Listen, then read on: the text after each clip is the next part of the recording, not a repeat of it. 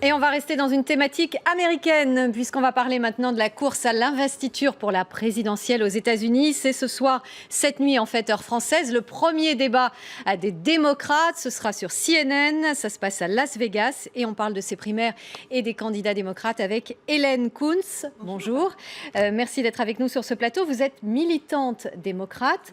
Ce débat, il va se dérouler cette nuit. Ce sera un débat interactif en plus. Tout à fait. Il y a un réel partenariat cette fois-ci avec Facebook. Donc, on invite les réseaux sociaux dans le débat, certainement afin de capter un auditoire plus jeune. C'est un débat qui s'annonce sans doute un peu plus mesuré que ce qui s'est passé récemment chez les Républicains, puisque chez vous, les démocrates, il n'y a pas de candidat comme Donald Trump et ses déclarations à l'emporte-pièce. C'est vrai, ça sera sur un autre ton, beaucoup plus solennel, mais grâce au fait qu'il n'y a que 5 candidats, chaque candidat pourrait rentrer dans un réel débat du fond, on l'espère, et en touchant aux sujets critiques comme le changement de climat, qui n'a pas été évoqué lors des débats républicains. En fait, en tout, il y en a 6, je crois, candidats démocrates, mais il y en a un qui ne sera pas là. C'est un universitaire qui, lui, en fait, veut juste réformer, je crois, le financement de la vie politique. Ah, alors, quand vous disiez une 6e, je pensais que vous parlez plutôt de Joe Biden. Oui, ça, c'est la grande inconnue. Joe Biden, qui ne s'est toujours pas déclaré, mais CNN lui a quand même préparé, au cas où, une tribune, un podium, s'il voulait être là ce soir et se déclarer candidat. Tout à fait. Alors, ces équipes déclarent qu'officiellement, on n'est pas candidat, mais il se comporte tout de même comme un candidat. Il a un arbitrage à faire. Il n'y aura que 6 débats chez les démocrates. Donc, s'il rate le premier débat, il ne reste plus que 5. Donc, on ne sait toujours pas s'il est candidat ou non. Ça sera la surprise. C'est la surprise. Ça fait plusieurs mois qu'il maintient le suspense. Tout à fait. Alors, ce qui est terrible, c'est de diviser le vote qui pourrait être vraiment un acquis pour Hillary Clinton. Pourquoi est-ce qu'il hésite à se lancer pour une 3e fois à son âge? On rappelle, Joe Biden, 72 ans. Peut-être il veut rester sur un très bon bilan en tant que vice-président. Peut-être il était très touché par un décès dans Il a perdu famille. Son fils. Oui, très récemment. Et puis, c'est une course de longue haleine. Il a perdu, déjà, comme vous avez dit, 3 fois. Perdre une 4e fois, ça sera peut-être terrible pour lui. Alors, la plus connue, bien sûr, des candidates démocrates, c'est Hillary Clinton. Elle n'est plus ultra favorite depuis quelque temps, puisqu'il y a un sénateur qui vient la défier. Ce sénateur, c'est Bernie Sanders.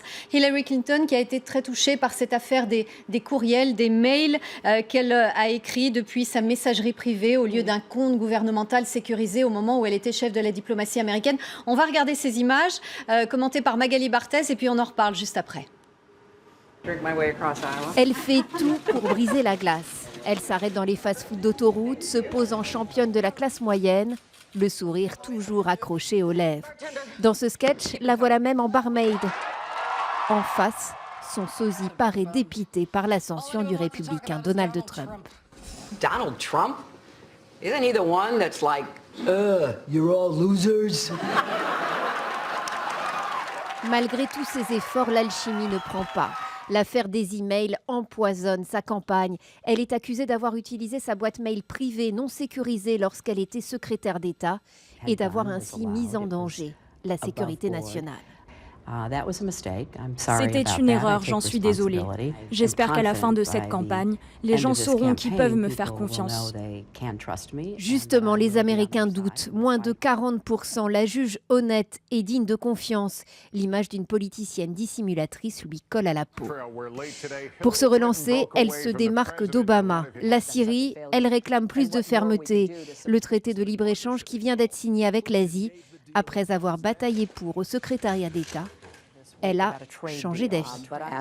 Vu ce que j'en sais, je ne peux pas le soutenir. Hillary Clinton est mise en danger sur sa gauche. Son rival, le sénateur Bernie Sanders, électrise les foules en promettant une révolution socialiste. Dans les primaires de l'Iowa et du New Hampshire, il dépasse la candidate dans les intentions de vote. Ses conseillers parlent d'une mauvaise passe. Reste une inconnue, Joe Biden. L'actuel vice-président se lancera-t-il dans la course? Barack Obama l'y encouragerait. Voilà, donc suspense toujours, on le disait, pour Joe Biden. Hillary Clinton, elle peut arriver à remonter aujourd'hui? Oui, largement. Et n'oubliez pas, il y a quelque chose de très particulier dans notre système, c'est qu'on élise à la fois président et vice-président ensemble. À mon avis, Martin O'Malley ou l'un des autres prétendants comme Jim Webb ou Lincoln Claffey peuvent être là un petit peu pour se positionner comme vice-président avec Hillary Clinton, donc qui amène autre chose. Ils vont amener une certaine jeunesse d'une part, et puis ils vont amener une certaine autre partie de l'électorat géographique. Donc, de ce point de vue, je pense que dans ces débats, on cherche déjà un tandem. Oui, parce qu'on le rappelle, Hillary Clinton, elle a 67 ans. Oui. Et certains lui reprochent, ou en tout cas disent qu'avec Hillary Clinton, ce serait un troisième mandat Clinton ou Obama. Alors, pour nous qui sommes de côté démocrate, ce ne sera pas si mal. On est plutôt satisfait du bilan si ça peut continuer comme ça. Ce qui est étonnant chez les autres candidats et qui les fragilise un petit peu, quelqu'un comme Bernie Sanders, le mot socialiste, ça ne passe pas du tout aux États-Unis. C'est vrai qu'il a Oui, c'est le plus à gauche, Bernie Sanders. C'est ce fameux sénateur du Vermont. Oui. Il se définit comme un social-démocrate à la scandinave. Oui, très bien, mais ça ne passera pas le Sud. Hein. Donc, ça marche dans une poignée d'États dans le Nouvelle-Angleterre, New England, mais ça ne passera pas dans le reste du pays. Donc, il a un discours qui dénote, en effet. Il s'en prend aux élites, à Wall Street. Il veut monter le salaire minimum. Il veut lutter contre les inégalités dans la société américaine.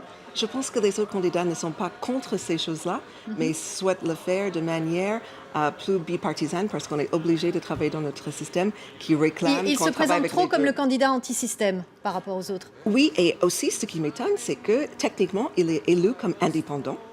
Oui, Donc, je me demande... oui, qu'est-ce les que fait là. sénateurs indépendants. Oui, il est sénateur indépendant. Donc, comme on n'a pas de troisième parti qui se dégage, un petit peu par facilité, il se range de côté. Mais il démocrate. réussit quand même à susciter l'engouement des foules et notamment, il ramène beaucoup d'argent. Ce sont des petits dons, mais il a quand même battu le record de Barack Obama en seulement quelques mois au niveau mobilisation financière. Oui, c'est vrai, mais ceci dit, notre législation par rapport aux dons a changé. Oui. On cherche quand même à réguler un petit peu les dons des grandes entreprises. Donc, ça, c'est quelque chose à revoir éventuellement.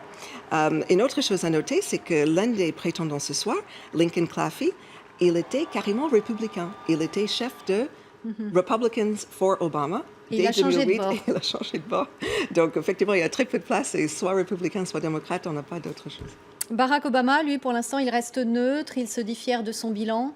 Je pense qu'il va vraiment, il s'efforcerait de se taire autant que possible. Évidemment, il fait des commentaires sur les partis, sur les candidats républicains. Oui. Il n'a pas pu s'empêcher de commenter Donald Trump, mais pour le camp démocrate, il dira rien. Il faut rappeler pour les statistiques que depuis la Seconde Guerre mondiale aux États-Unis, aucun démocrate n'a réussi à se faire élire après déjà 2 mandats d'un président démocrate.